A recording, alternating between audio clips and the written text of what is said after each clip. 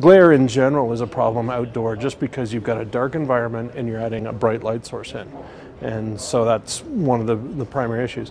Then when we moved to LED, we moved from these large sources down to a bunch of little tiny sources, and that caused glare, so you're getting the same amount of light out of a much smaller space and people have a greater glare impression. The things that we need to remember: we've got the intensity from the luminaire, the number of luminaires, the size of the luminaire, and the height or the angle of the luminaire.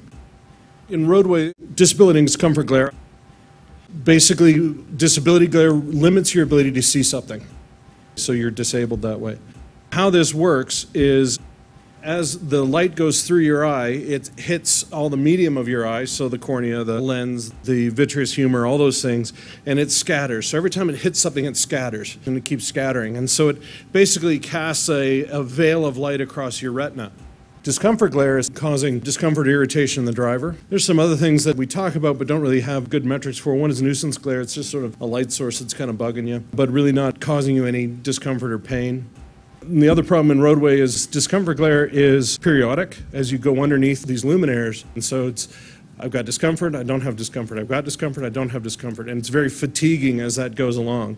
One of the fundamental things about glare is that it's dependent on your adaptation luminance. So if you've got a dark area and you start tossing up these really bright light sources, then you're going to have more glare.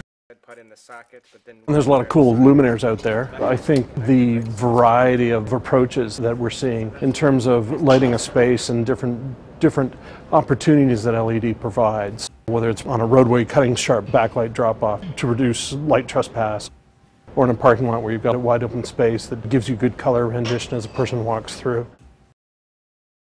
Boy, it's got a little too much glare for me. Yeah, it's pretty hot. Yeah, it is. It's a lot smoother in the light distribution, but that glare. From a design standpoint, reducing direct glare, use only the amount of light you need where you need it. So if you've got an intrinsically dark area, certain times of the day you can certainly dim it down, you can adapt it. If you control the light source and make it relative to the environment around you, then you've got an automatic reduction.